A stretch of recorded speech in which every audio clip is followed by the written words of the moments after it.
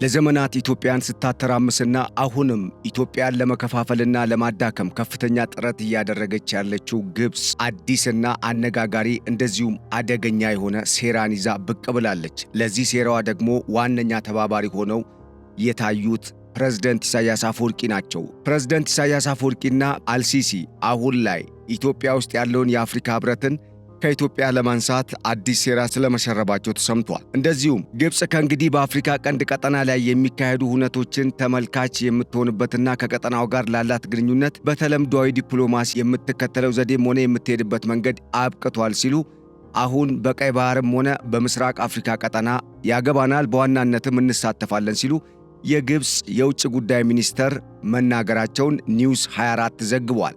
ስለዚህም በስፋት ትሰማላችሁ።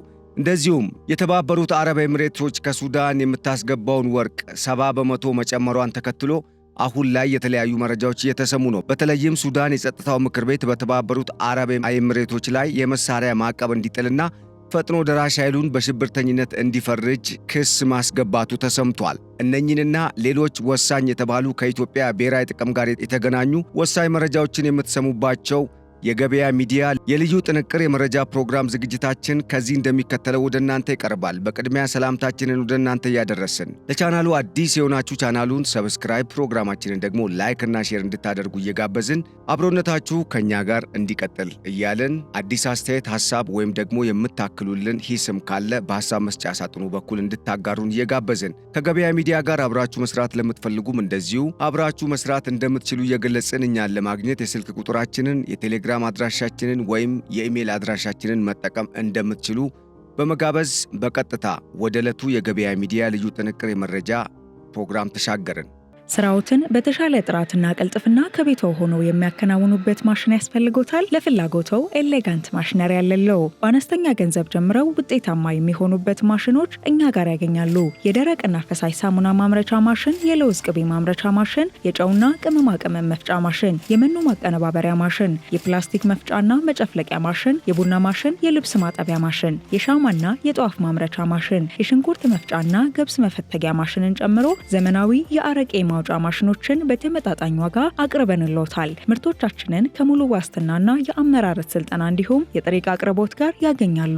አድራሻችን አዲስ አበባ የሳሪስ ውሃና ማርያም ኪዳነ ምሕረት ጸበል ብርሃን ባንክ ፊት ለፊት ያገኙናል። ለበለጠ መረጃ በ0923 23 23 84 አሊያም በ0922 45 35 71 ላይ ይደውሉልን። ኤሌጋንት ማሽነሪ ለርሶ። ግብጽና ኤርትራ የአፍሪካ ህብረትን ከኢትዮጵያ ለማንሳት አዲስ ሴራ ሸርበው እየተንቀሳቀሱ መሆናቸው ተገለጸ። በተለይም ሁለቱ ሀገራት አሁን ላይ ከኢትዮጵያ ጋር መተናነቃቸውን ተከትሎ ሁለቱም የራሳቸውን ብሔራዊ ጥቅም እናስከብራለን በሚል ኢትዮጵያ ላይ ከፍተኛ ዘመቻ ለመክፈት ዝግጅት እያደረጉ መሆናቸው ተሰምቷል። በዋናነት የአፍሪካ ህብረትን ከኢትዮጵያ ማንሳት አሊያም ደግሞ የአፍሪካ ህብረት በኢትዮጵያ ውስጥ ያለውን ተቀባይነት እንዲያጣና ኢትዮጵያም ደህንነቷ የተጠበቀች አገር አይደለችም በሚል የአፍሪካ ህብረት የተዳከመ እንዲሆን ወይም ደግሞ ወደ ሌላ አገር እንዲሄድ በማሰብ እየተንቀሳቀሱ መሆናቸው ተሰምቷል። በዋናነት ግብጽ የአፍሪካ ህብረትንም በዋና ከተማዋ ካይሮ እንዲከትም የምትፈልግ ከመሆኗ ጋር ተያይዞ ይህን ጉዳይ ለማሳካት ኤርትራም አብራ ተሰልፋለች ተብሏል። ግብጽ ከዚህ ቀደም በተደጋጋሚ የአፍሪካ ህብረት መቀመጫውን አዲስ አበባ ማድረግ የለበትም በሚል የተለያዩ እንቅስቃሴዎችን ስታደርግ እንደነበር የሚታወስ ሲሆን ለአብነትም በዩጋንዳ ኢንቴቤ ላይ የተደረገው ስብሰባ አንዱ ማሳያ ነው ተብሏል። በወቅቱ ጠቅላይ ሚኒስትር መለስ ዜናዊ የአፍሪካ ህብረት ወደ ኢትዮጵያ እንዲመለስ አሊያም ኢትዮጵያ ውስጥ እንዲቆይ በማድረጉ ሂደት ከፍተኛ ዲፕሎማሲ ሥራ መስራታቸው የሚነገርላቸው መሪ ሲሆኑ በዛን ወቅት መቀመጫውን ኢትዮጵያ ውስጥ ያደረገውን የአፍሪካ ህብረትን ከኢትዮጵያ እንዲነሳና በካይሮ እንዲከትም ግብጽ የተለያዩ አገራትን በማስተባበር በኢትዮጵያ ላይ ከፍተኛ ዘመቻን ከፍታ እንደነበር የሚታወስ ነው። ለዘመቻውም በዋና ተባባሪነት በወቅቱ ድጋፍ ሲያደርጉ የነበሩት የሊቢያው ፕሬዝዳንት ሙሐመድ ጋዳፊ እንደነበሩ የሚታወስ ሲሆን የሴኔጋል ፕሬዝዳንትና ሌሎችም ተባባሪ እንደነበሩ መረጃዎች ይጠቁማሉ። አሁን ላይ እንደ አዲስ የተከፈተው የግብጽ የአፍሪካ ህብረትን ከኢትዮጵያ የማንሳት አጀንዳ ላይሳካ የሚችልባቸው በርካታ ምክንያቶች ቢኖሩም ይሁንና ግን ግብጽ ከአረብ ሊግ ጋር በማጣመር የአፍሪካ ህብረት በካይሮ እንዲቀመጥ ለማድረግ አዳዲስ እንቅስቃሴዎችን ለመጀመር አቀዳ እየሰራች ስለመሆኗ መረጃዎች ጠቁመዋል። ፕሬዝዳንት ኢሳያስ አፈወርቂም የግብጽ የዚህ እኩይ ተግባር ተባባሪ በመሆን በቀዳሚነት የተሰለፉ ፕሬዝዳንት መሆናቸው በርካቶችን ያስገረመ ሲሆን በተለይም ግብፅ ኢትዮጵያን ለማተራመስ በምታቀዳቸው ማናቸውም አይነት እቅዶች ላይ በቀዳሚነት በመሰለፍ የግብፅን አጀንዳ በማስተግበርና በማስፈጸም የሚታወቁት ፕሬዝዳንት ኢሳያስ አፈወርቂ አሁንም ኢትዮጵያ የአፍሪካ ህብረት መቀመጫ መሆን የለባትም በሚል የተለያዩ ሴራዎችን በማሴር ከግብፅ መንግስት ጋር እየተንቀሳቀሱ መሆናቸው ተመላክቷል። ከዚህም ባለፈ ሁለቱ መሪዎች በኢትዮጵያ ዋና ከተማ አዲስ አበባና በተለያዩ ክልሎች በሚገኙ የኢትዮጵያ ዋና ዋና ከተማዎች የጸጥታ ስጋት እንዲፈጠር በማድረግ ኢትዮጵያ ለአፍሪካ ህብረት መቀመጫም ሆነ ለሌሎች ዓለም አቀፍ የዲፕሎማት መቀመጫነት የማትመች ሀገር ነች፣ በዋናነትም የጸጥታና የደህንነት ችግር አለባት የሚለውን አጀንዳ ለማጉላት በማሰብ እንቅስቃሴ እያደረጉ ስለመሆኑ ተሰምቷል። የዚሁ አንድ አካል የሆነው በሀገር ውስጥ ያሉ ኃይሎችን ማስታጠቅና በሀገር ውስጥ በተለያዩ ክልሎች የሚንቀሳቀሱ ታጣቂዎችን መርዳት ዋነኛው ነው ተብሏል። በዚህም ህዝቡ በጸጥታ ስጋት እንዲታመስና ሀገሪቱ ከፍተኛ የጸጥታ ስጋት ተጋርጦባታል በሚልም የአፍሪካ ህብረትን ጨምሮ ሌሎች ዓለም አቀፍ ተቋማት ከአዲስ አበባ እንዲነሱ ለማድረግ ኢሳያስ አፈወርቂ ከግብፅ አቻቸው ከፕሬዝዳንት አብዱል ፈታህ አልሲሲ ጋር በማሴር እየሰሩ መሆናቸውን መረጃዎች ጠቁመዋል። ይሁንና ግን ይህ ጉዳይ አይሳካም በሚል የተለያዩ ሐሳቦች እየቀረቡ ሲሆን በተለይም የቀጠናውን የጂኦፖለቲክስ ሁኔታ በአግባቡ የሚረዱና የዓለም አቀፍ ስርዓቱን በውል የሚያውቁ የዓለም አቀፍ ግንኙነት ባለሙያዎች እንደሚገልጹት ኤርትራና ግብፅ ይህን አጀንዳ ለማሳካት በርካታ ጥረቶችን ቢያደርጉም ይህ ሁኔታ ግን ሊሳካ የማይችል ነው በማለት በተለይም ኢትዮጵያ በአፍሪካ የነጻነት ተምሳሌትና በዓለም አቀፍ ደረጃ ደግሞ የጥቁር ሕዝብ የነጻነትና የአይበገሬነት ተምሳሌት መሆኗ አንዱ ማሳያና ሁለቱ ሀገራት ምንም ቢሰሩ ሊፍቁት የማይችሉት እውነታ ነው ሲሉ አስቀምጠዋል። በሌላ በኩል ኢትዮጵያ የተለያዩ ተግዳሮቶች ገጥመዋት ከዚህ ቀደምም በተለያየ ጊዜ ያጋጠሟትን ችግሮች በተግባር ተቋቁማ ማለፍ የቻለች ሀገር ከመሆኗ ጋር ተያይዞ ያለፈ ታሪኳ ይህንን እንዲያደርጉ የሚፈቅድ አይሆንም ብለዋል። በሌላ በኩል ኢትዮጵያ ከውጭ ጠላት ችግር ሲፈጥርባት አንድነታቸው የማይሰበርና ከዚህ ቀደም በተደጋጋሚ ነጮችን ጭምር ባይበገሬነት አሸንፈው እንደ አድዋ ያለ በዓለም አቀፍ ደረጃ የጥቁርና የጭቁን ሕዝቦች ተምሳሌት የሆነውን የነጻነት ድል ያስመዘገቡና ታሪክ የሰሩ ሕዝቦች በመሆናቸው ይህ አጀንዳ እንዲሳካም ሆነ ሁኔታው እንዲፈጠር አይተባበሩም።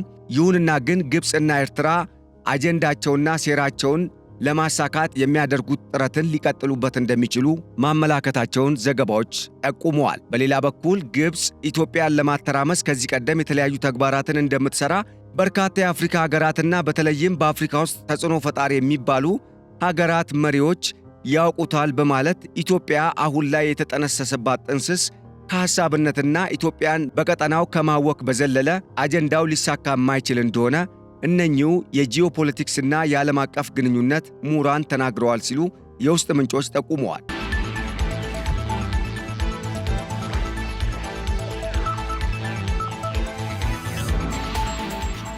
በተመሳሳይ የኤርትራው ፕሬዝዳንት ኢሳያስ አፈወርቂ ኤርትራ የቀይ ባህር ወሰኗን በራሷ አቅም መጠበቅ እንደምትችል ከግብፅ ጣቢያ ጋር ባደረጉት ቃለ ምልልስ ተናግረዋል። የቀይ ባህር አዋሳኝ ሀገራት የባህር መስመሩን ደህንነት ማስጠበቅ እንዳለባቸው ያሰመሩት ፕሬዝዳንቱ ሆኖም ሀገራቱ በቅድሚያ የራሳቸውን የባህር ወሰን ራሳቸው መጠበቅ አለባቸው ብለዋል። ፕሬዝዳንቱ ለሌሎች አገራት የጦር ሰፈሮችን መፍቀድ ችግሮችን ጎትቶ እንደማምጣት ነው በማለት የገለጹ ሲሆን ለቀይ ባህር ደህንነት የትኛውም የውጭ ኃይል አስፈላጊ አይደለም በማለት አጽንኦት መስጠታቸውን ከሚዲያው የተገኙ መረጃዎች ጠቁመዋል። በኢትዮጵያ፣ ሶማሊያና ደቡብ ሱዳን የተከሰቱ አለመረጋጋቶች ቀጠናዊና ዓለም አቀፋዊ ገጽታ እንደሚኖራቸውም የተናገሩት ፕሬዝዳንት ኢሳያስ በቀይ ባህር አካባቢ የሚገኙ ወታደራዊ ጣቢያዎች ለአካባቢው የጸጥታ ችግር መነሻ መሆናቸውንና የውጭ የጦር ጣቢያዎችን የሚፈቅዱ ሀገራት ችግር ወደ አካባቢው ሕዝቦች እያስገቡ ነው በማለት መተቸታቸው ተዘግቧል። ኤርትራ የውጭ ወታደራዊ ጣቢያዎች ግንባታ እንደማትቀበል የገለጹት ፕሬዝዳንት ኢሳያስ አፈወርቂ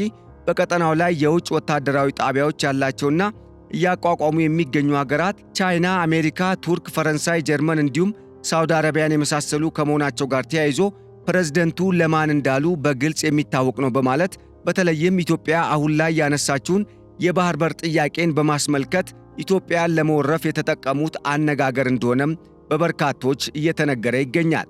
ይሁንና ግን ከኢትዮጵያ መንግስት በኩል ጉዳዩን በማስመልከት እስካሁን የተሰጠ መግለጫ ባይኖርም ከዚህ ቀደም የኢትዮጵያ መንግስት ይፋ ባደረጋቸው መግለጫዎች የኢትዮጵያ መንግስት አቋም የባህር በሩ የማይቀርና ይሁንና ግን በሰላማዊ መንገድ ለማግኘት ኢትዮጵያ ሁሉንም አማራጮች እንደምትጠቀም መግለጹ የሚታወስ ነው።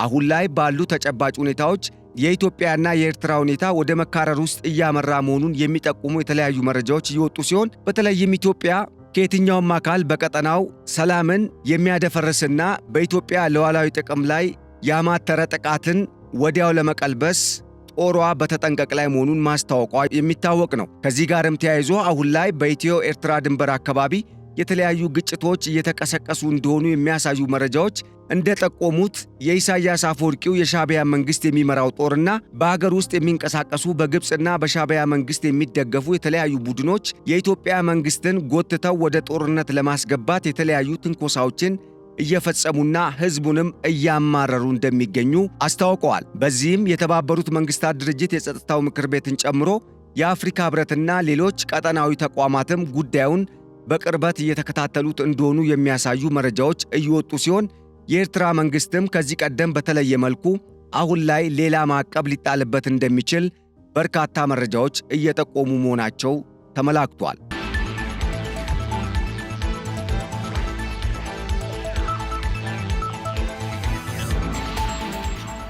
ግብፅ ከእንግዲህ በአፍሪካ ቀንድ ቀጠና ላይ የሚካሄዱ ሁነቶች ተመልካች የምትሆንበትና ከቀጠናው ጋር ላላት ግንኙነት በተለምዷዊ ዲፕሎማሲያዊ ዘዴዎች ብቻ የምትቀጥልበት ሁኔታ ማክተሙን የውጭ ጉዳይ ሚኒስትሯ ባደር አብዱለቲ ኒውስ 24 በተሰኘው የደቡብ አፍሪካ ድረገጽ ላይ ባወጡት አተታ ማመላከታቸው ተገልጿል። ግብፅ ቀጠናዊ ስጋቶችን ለመግታትና በናይል ወንዝ ተፋሰስና በቀይ ባህር ስትራቴጂካዊ ጥቅሞችን ለማስጠበቅ በቀጠናው ወታደራዊና ዲፕሎማሲያዊ እንቅስቃሴዎችን እያጠናከረች መሆኗን አብዱለቲ መጥቀሳቸውን ከኒውስ 24 ድረገጽ የተገኘው ዘገባ አመላክቷል። አብዱለቲ የግብፅ እንቅስቃሴ በቀጠናው ወረራን ለመቀልበስ የቀየሰችውና በአግባቡ የተጠና የፖሊሲ ለውጥ መሆኑንም ጠቁመዋል ተብሏል። አንዳንድ አገራት የውጭ ስጋቶችንና ጠላቶችን በመፍጠር እንዲሁም ግጭቶችን በማባባስ አካሄድ የውስጥ ችግሮቻቸውን ወደ ቀጠናው እያስተጋቡ ነው በማለትም ኢትዮጵያን ወርፈዋል ተብሏል። አሁን ላይ ግብፅ በቀጠናው እያደረገች ያለው እንቅስቃሴም የግብፅን ብሔራዊ ጥቅም ከማስጠበቅም ባለፈ ቀጠናውን ሰላሙና ደህንነቱን እንደዚሁም በዋናነት የቀይ ባህርን ቀጠናዊና ዓለም አቀፋዊ የንግድ እንቅስቃሴን ሰላማዊ ለማድረግ የታሰበ እንደሆነ ጠቅሰዋል ተብሏል። ይሁንና ግን አሁን ላይ ግብፅን የተመለከቱ የሚወጡ የተለያዩ መረጃዎች እንዳመላከቱት ግብፅ በቀጠናው የቀይ ባህር ጦር በሚል አዲስ ቀጠናውን የሚቆጣጠርና በተለይም ለግብፅ በዋናነት የሚሰራ የእጅ አዙር ጦር ልታቋቁም እንቅስቃሴ እያደረገች እንደሆነ እያመላከቱ ነው። ከዚህ ቀደም ግብፅ ከሰሞኑ ከሳውዲ አረቢያ ጦር ጋር አዲስ ወታደራዊ ጥምረትን መፍጠሯ የሚታወቅ ሲሆን በተመሳሳይ ከኤርትራ፣ ከጅቡቲ፣ ከሶማሊያና ከሱዳን ጋር እንደዚሁም ከጆርዳንና ከተለያዩ በቀጠናው ከሚንቀሳቀሱ ኃይሎች ጋር ወታደራዊ ጥምረትን ለመፍጠር እንቅስቃሴ እያደረገች እንደሆነ ተመላክቷል። አሁን ላይ ይወጡ ያሉ ድብቅ መረጃዎች እንዳመላከቱትም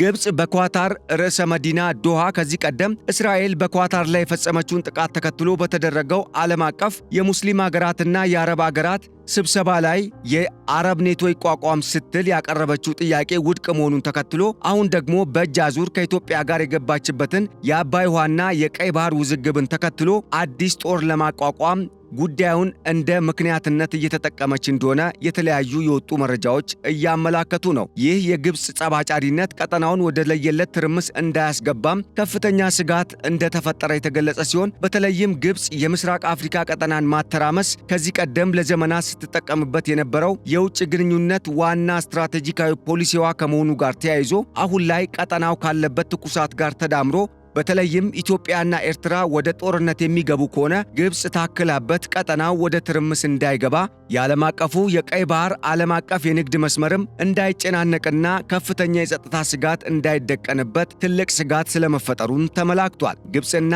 ኤርትራ እንደዚሁም አልቡራን የሚመሩት ግማሽ የሚባለው የሱዳን መንግስት በቀጠናው ከፍተኛ የጸጥታ ስጋትን ከሚፈጥሩት በኢራን ከሚደገፉት ከሁቲ አማጽያን ቡድን ጋር አብሮ በጥምረት እየሰራ እንደሆነ ከዚህ ቀደም የወጡ የተለያዩ አሜሪካና እስራኤልን መሰረት ያደረጉ መረጃዎች ማመላከታቸው አይዘነጋም።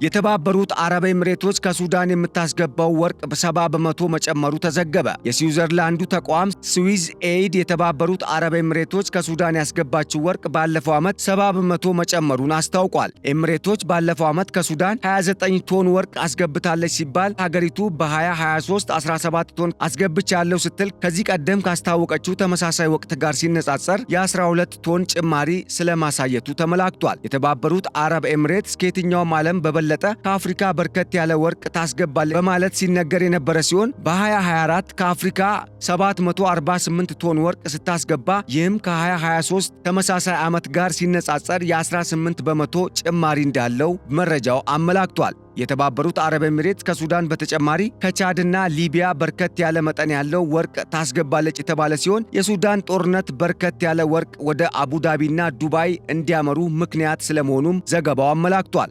በዓለም አቀፍ ደረጃም የተባበሩት አረብ ኤሚሬቶች ከስዊዘርላንድ ቀጥላ ሁለተኛዋ ግዙፏ የወርቅ ገዢ ሀገር ስለመሆኗም መረጃው አመላክቷል። ይህ በእንዲህ እንዳለ ሱዳን የጸጥታው ምክር ቤት በተባበሩት አረብ ኤሚሬቶች ላይ የመሳሪያ ማዕቀብ እንዲጥልና ፈጥኖ ደራሽ ኃይሉን በሽብርተኝነት እንዲፈርጅ ክስና ጥሪ ማቅረቧ ተሰምቷል። በተመድ የሱዳን መልእክተኛ ሐሰን ሐሚድ ሐሰን አቡዳቢ በአማጺነት ለተፈረጀው የፈጥኖ ደራሽ ኃይሉ የጦር መሳሪያና ገንዘብ ድጋፍ እያደረገች ነውም ሲሉ ከሰዋል። ይህን ድጋፍ ለማስቆምም ዓለም አቀፉ ማህበረሰብ ከፍተኛ ጫና እንዲያደርግ ጠይቀዋል ተብሏል። የሱዳን ቀውስ ዓለም አቀፉ ማህበረሰብ ዝምታን ምርጫው በማድረጉ አሁን ላይ ከመቼውም ጊዜ በላይ እየተባባሰ ይገኛል በማለት የሰሞኑን የአልፋሸር ግጭትን ዋቢ በማድረግ አንስቷል ተብሏል። ፈጥኖ ደራሽ ኃይሉ በአልፋሽር የሚገኘውን የሱዳን ጦር ዋና መምሪያ ከ18 ወራት ውጊያ በኋላ መቆጣጠሩን ጥቅምት 16 ማስታወቁ አይዘነጋም። የሱዳን ጦር ዋና አዛዥ አብዱልፈታህ አልቡርሃን ወታደሮቻቸው ከከተማዋ እንዲወጡ ባሳለፍነው ማክሰኞ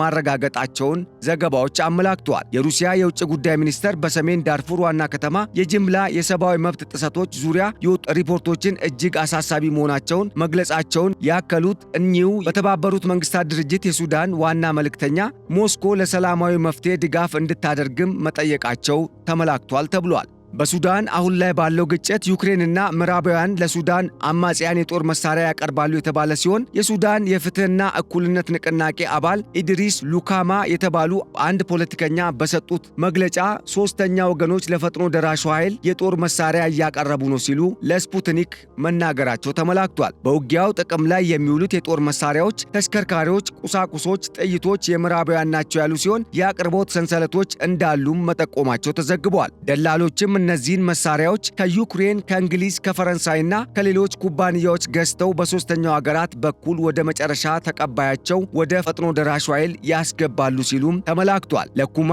በእነዚህ የአቅርቦት ሰንሰለቶች ላይም ዓለም አቀፍ ምርመራ እንዲከፈት ጥሪ ማቅረባቸው ተሰምቷል። የፈጥኖ ደራሽ ኃይሉ በእንግሊዝ የተሰሩ የጦር መሳሪያዎችን በተባበሩት አረብ ኤሚሬቶች በኩል በመርከብ እንደሚጠቀም አንድ የብሪታንያ ጋዜጣ ከዚህ ቀደም ማስታወቁን መረጃው አመላክቷል። ይሁንና ግን አሁን ላይ በሱዳን ባለው ሁኔታ ከፍተኛ ወታደራዊ ኪሳራ እያጋጠማቸው የሚገኙት የሱዳን ብሔራዊ ጦር መሪ ጀነራል አብዱልፈታህ አልቡርሃን ከግብፅና ከሻቢያ መንግስት ጋር በመጣመር አዳዲስ ክሶችን በኢትዮጵያ፣ በኬንያ፣ በቻድ፣ በሊቢያና በተባበሩት አረብ ኤሚሬትስ እንደዚሁም በእስራኤል ላይ ሊከፍቱ ዝግጅት እያደረጉ ስለመሆናቸው የወጡ መረጃዎች አመላክተዋል ተብሏል።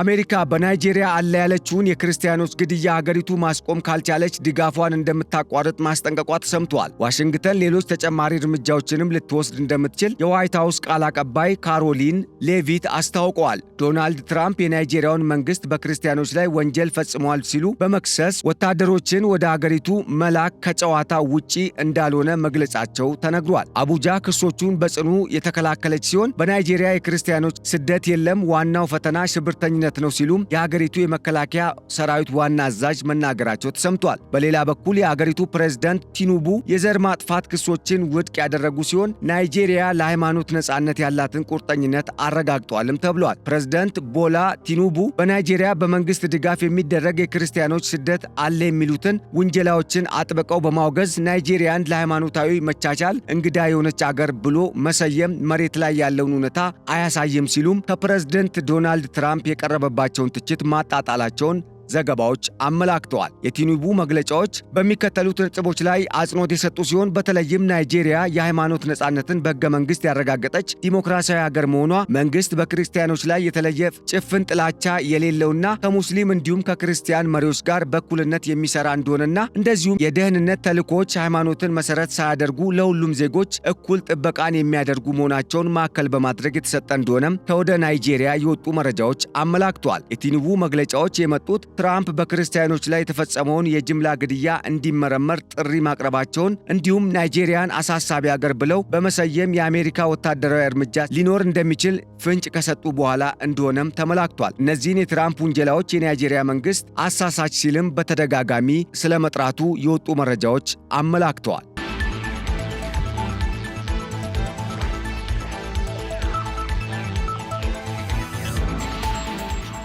የሶማሌላንድ ሲቪል አቪዬሽን ባለስልጣን ማንኛውም የመንገደኞች አውሮፕላኖች በግዛቴ የአየር ክልል ከማለፋቸው በፊት ፍቃድ ማግኘት አለባቸው ሲል መመሪያ ማስተላለፉ ተሰምቷል። ባለስልጣኑ መመሪያውን ያወጣው ደህንነቱና ስርዓቱ የተጠበቀ የአየር በረራ እንዲኖርና የግዛቷን የአየር በረራ አስተዳደር ለማጠናከር አስቦ እንደሆነም በመግለጫው አመላክቷል። መመሪያውን አለማክበር የሶማሌላንድን ሉዓላዊነት እንደ መጣስ ይቆጠር ያለው የባለስልጣኑ መግለጫ ለጥሰቱ ህጋዊ እርምጃ ልንወስድ እንችላለንም ሲል ማስጠንቀቁ ተሰምቷል። ባለስልጣኑ ይህን መመሪያ ያወጣው ሶማሊያ ወደ ሶማሌላንድ የሚጓዙ መንገደኞች በሙሉ ከሞቃዲሾ ሲቪል አቪዬሽን ባለስልጣን የኤሌክትሮኒክ ቪዛ ማግኘት አለባቸው ማለቷን ተከትሎ እንደሆነም በርካታ መረጃዎች አመላክተዋል። ጋሮዌ ኦንላይን የተሰኘው መቀመጫውን ፑንትላንድ ያደረገው አንድ የሶማሊያ የዜና አውታር እንደዘገበው ፑንትላንድና ሶማሌላንድ ይህንን ጉዳይ በሚመለከት በጥምረት እየሰሩ እንደሆነ የተመላከተ ሲሆን በተለይም አሁን ላይ ሶማሌላንድ አዲስ ቪዛን እያሰናዳች ስለመሆኗም